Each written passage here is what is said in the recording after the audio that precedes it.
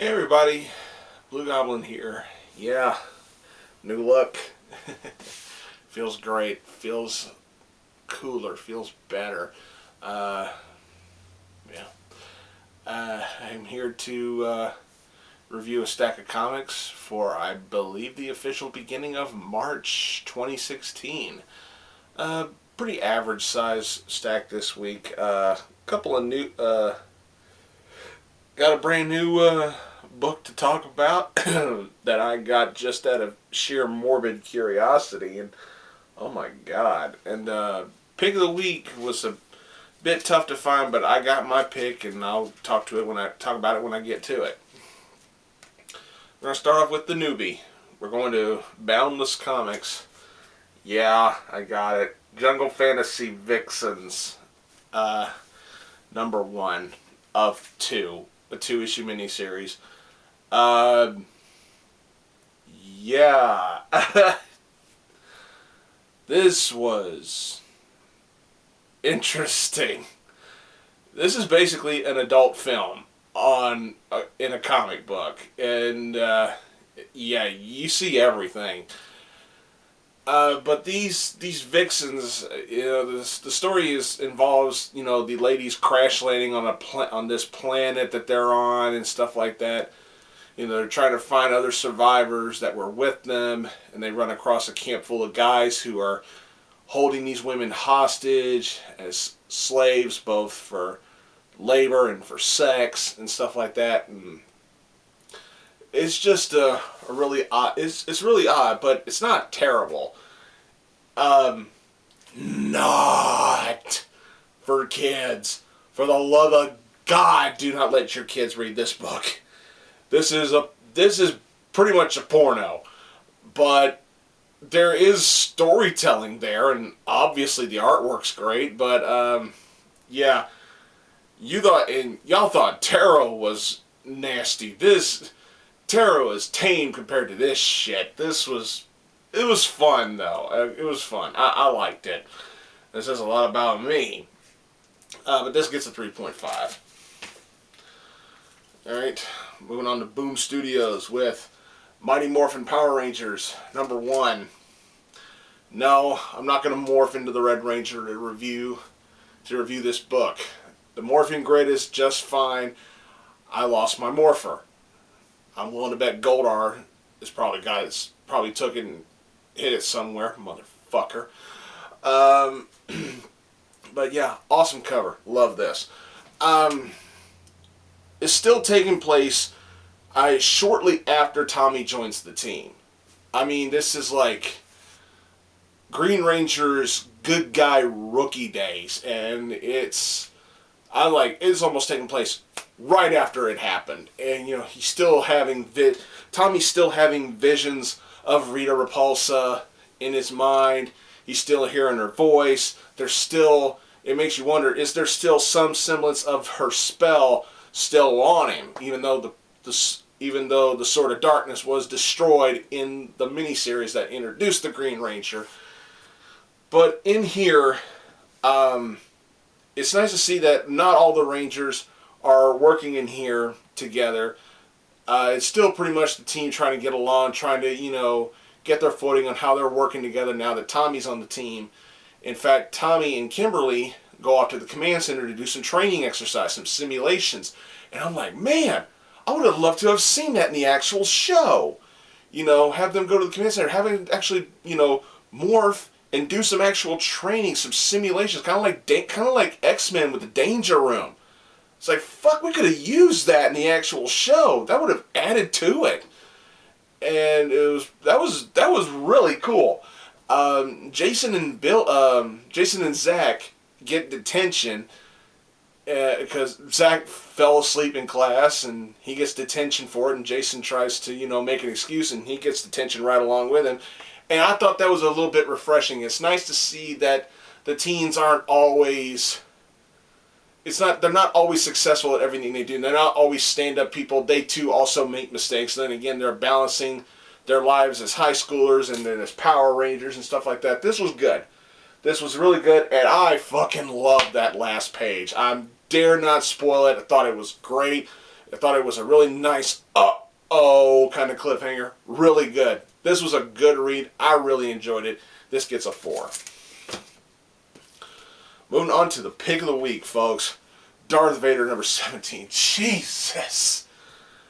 I tell you, Marvel, I don't know what it is, but they really know. If you hear any noise in the background, it's the dogs barking. But Marvel seems to really know how to properly establish one of the greatest villains, not just in cinema or in comics, but in pop culture itself. One of the greatest villains of all time. This is how you showcase him. God damn, this was good. Was it the strongest issue of this particular series? In my opinion, not really. But everything is still there that makes this character click. It's like every time I read this series, every time I read these issues like this, I think less and less and less and less about Hayden Christensen and what he did for this character. And I think more and more about how badass and how vicious his character was in the original 3 Star Wars movies. And they emphasized on that highly. This was really good. Fucking awesome. This is just one of those characters where, you know, don't fuck with him. Do not fuck with him, because if you try to screw him over, he's going to know it. And as soon as he realizes it, you're screwed. Just really good. Fantastic. I don't want to give anything away. This was really good. Like I said, not the strongest issue, but badass nonetheless. This was great. An easy 4. Maybe a 4.5, but at least a 4. Alright, moving on to Spider-Man number 2. They really should have called this Spectacular Spider-Man, or hell, just go back to Ultimate Spider-Man, relaunch it or something. But oh well. Bendis and Pichelli, you know, the creative team that made Miles Morales a household name, continue to work on this. This was good. You know, Miles is dealing with being confronted by the original Spider-Man, Peter Parker. You know, and it's like New York's is just a mess. The Avengers are knocked out. He's trying to tell Peter, look, it was a demon, blah, blah, blah. Meanwhile, you know, he's going on with a conversation later on with his friend Genki. And, you know, you see him going back to New York, and Blackheart shows back up. Things go on, and it was kind of surprising to see Miles handle Blackheart once again really easily. Just a few Venom touches and boom, Blackheart goes down. And when Blackheart keeps getting back up, Miles just keeps finding a way to just keep hitting him and hitting him and hitting him until Blackheart just goes away. I kind of thought that was a little forced, but, you know, and the ending with Spider-Man and the Avengers and endorsing Miles as, as a legit superhero, I thought that was, I too thought that was a little, but, you know, and the cliffhanger, I just wasn't feeling the cliffhanger. This wasn't a bad issue, but the ending with the whole superhero endorsement thing, that was really cheesy in my opinion, and the cliffhanger, I just didn't give a damn. But the rest of the stuff was alright. I mean, it was an alright book. I give it a 3 or a 3.5 at the very best. I'm probably going to have to go with a 3. There were so many things, there were so many little things wrong with that book. Alright, ending Marvel with Uncanny X-Men number 604. You know, you end a series on 600 and relaunch it. It's just, fuck it. This is issue 604. Cullen Bunn and the Tracer continue this series. Not as many. I didn't have as many problems with this issue as I did issue 3. I still think it's fucking ludicrous that any psychic is able to telepathically communicate with Magneto while he's wearing the fucking helmet, because, you know, I'm an X-Men purist. I always look for the little things that make the X-Men tick, and last time I checked, as long as Magneto is wearing that helmet, no telepath on the planet, not even Charles Xavier himself, can get in his head. Even if he has his permit, you can't get in there. No temporal mind powers can penetrate that helmet. But apparently nobody told Cullen Bunn that. And Cullen Bunn's a great writer, but he seriously fucked up when he screwed when he gave us that continuity error.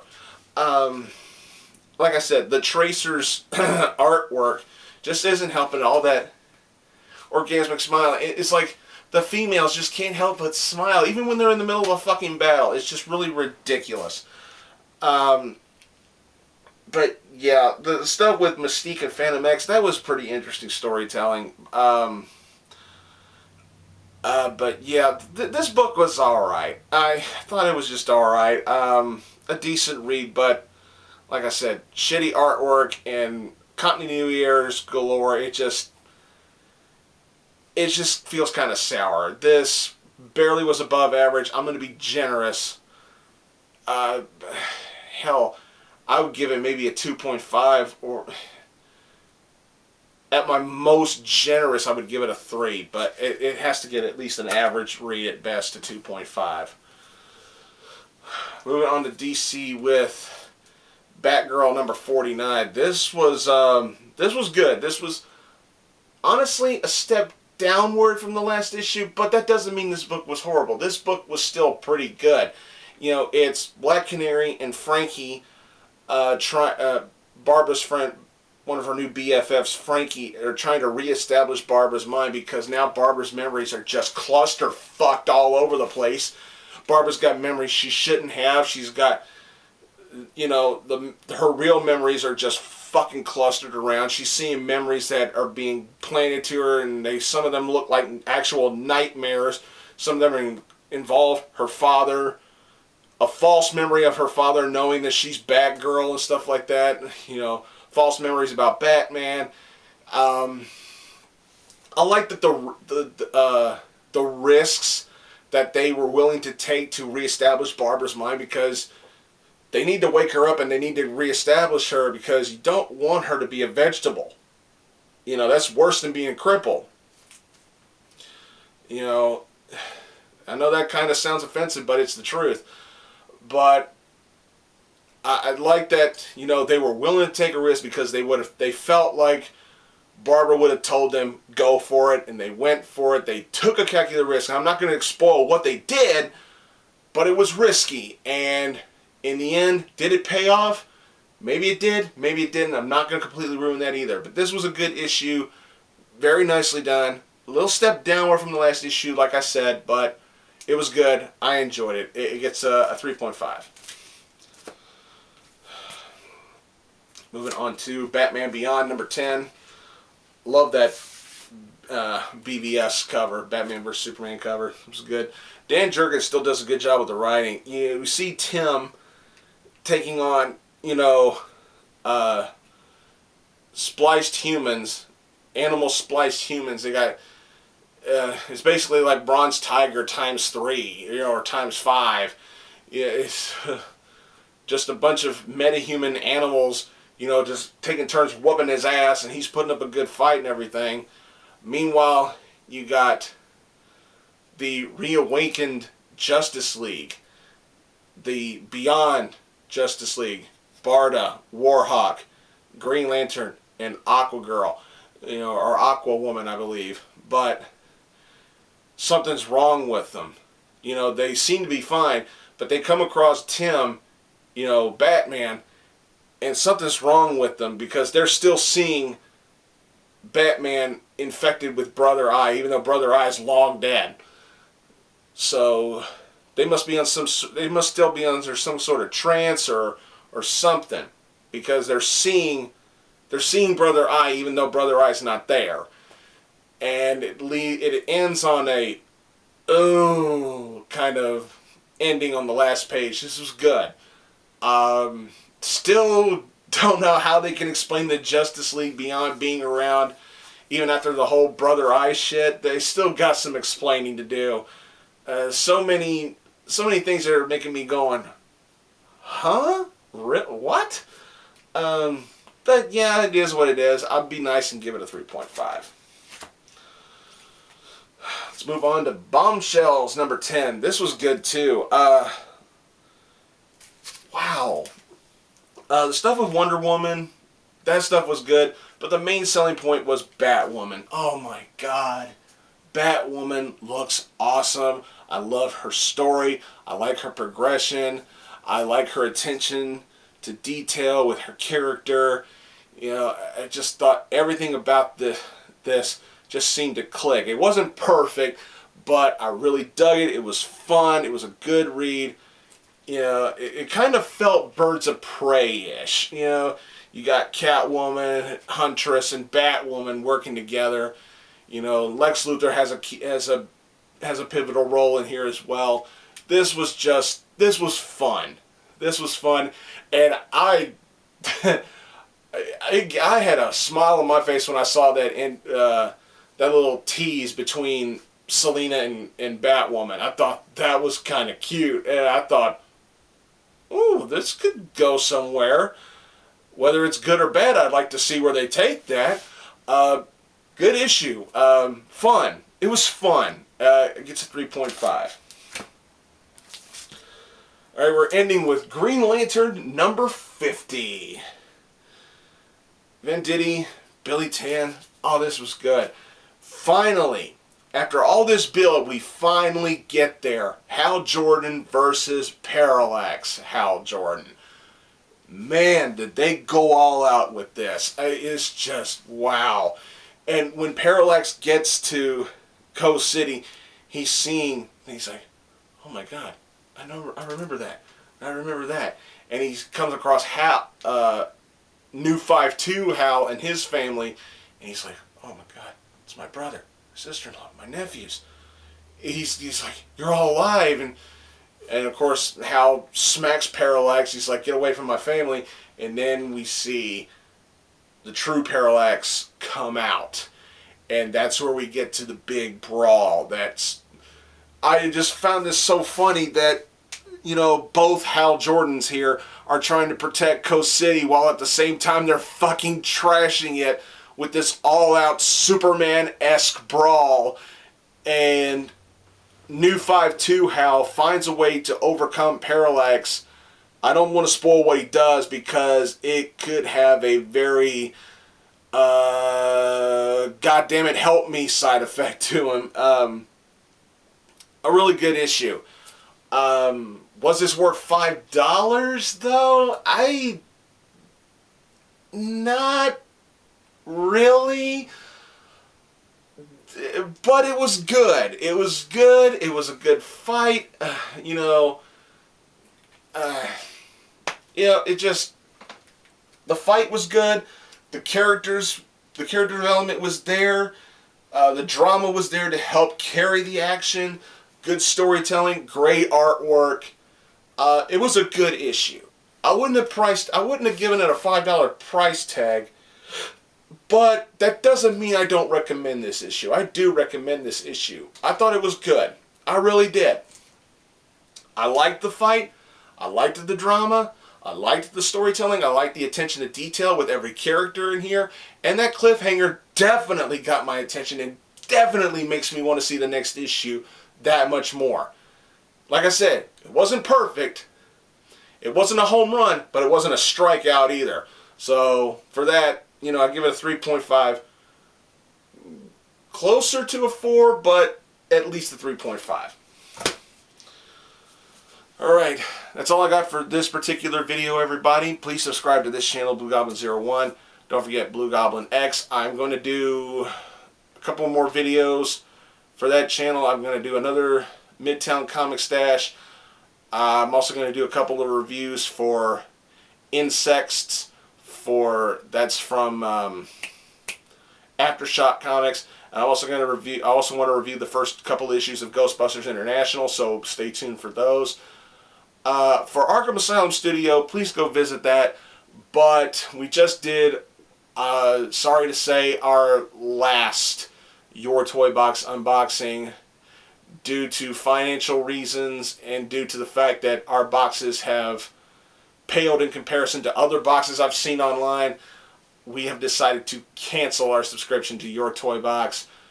The our last box. If you haven't seen our last review, it was a decent box, but for the amount of money we were paying for these boxes, they needed to be better than decent or better than pretty good. For the amount of money we were paying for these boxes, they needed to be great, and they just weren't great, so we decided to cancel. So, unfortunately, we are not going to be doing any more Your Toy Box unboxings, but that doesn't mean we've run out of things to do for that channel. We will do some stuff for that channel just when we find the time. Of course, y'all know about my shout-outs to my bros, TheMtVernonKid, Deadpoolzilla, and Brandon Hex. Links in the description below. I just like doing that. Yeah. Thanks for watching, everybody. I am Groot, and I'll see y'all later.